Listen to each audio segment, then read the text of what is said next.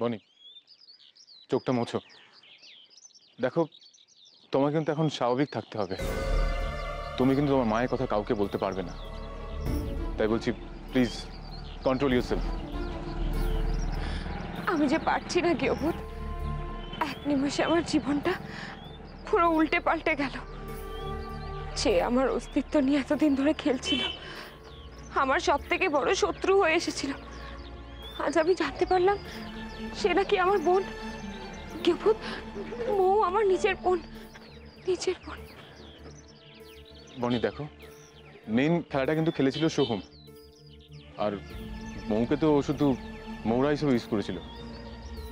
আমি জানি গৃহভূত, সোহমই main culprit, কিন্তু আজকের পর থেকে আমি আমি সোহমের কাছে চিরঋণী হয়ে থাকবো।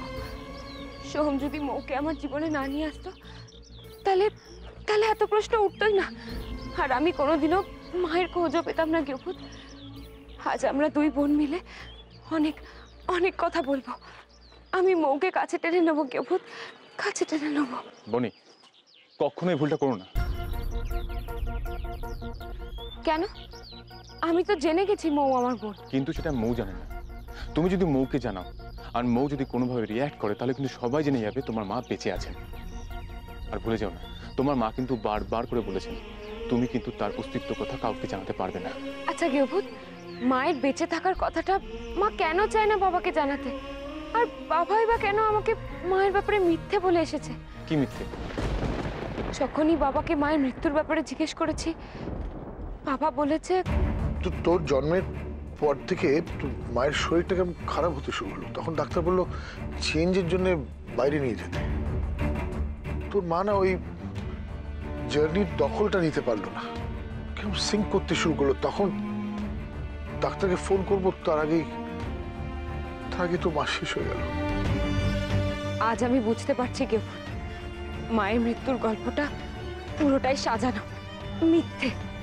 কেন কেন বাবা আমাকে এই মিথ্যেটা বলেছে? বনি, তোমার বাবা এখন ভালো হয়ে গেছেন ঠিকই, কিন্তু নিজের স্বার্থের জন্য ওনার মিথ্যে বলতে বাধেন না। উনি ওনার এগোর জন্য উনি যে কাউকে কষ্ট দিতে পারেন। ভেবে দেখো না, উনি তো আমাদের সাথে অনেক অন্যায় করেছেন। আমরা তো একসময় ওনার থেকে পালিয়ে বেঁচেছি। হয়তো তোমার মাও এসের জন্য ওনার থেকে পালিয়ে আছেন। তাই কি? তোমার মা না হলে এত দুঃখ কষ্ট সহ্য করে তোমার কাছে থাকবেন কেন বলো?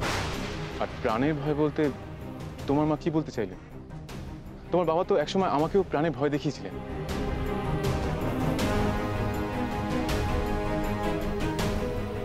আমাকে জানতেই হবে গৃহভূত, বাবার মায়ের মৃত্যু নিয়ে এত বড় একটা মিথ্যে বলার পেছনে কারণটা কি আমাকে জানতেই হবে। আর তারপর মায়ের সমস্ত অধিকার আমি মাকে ফিরিয়ে দেবো।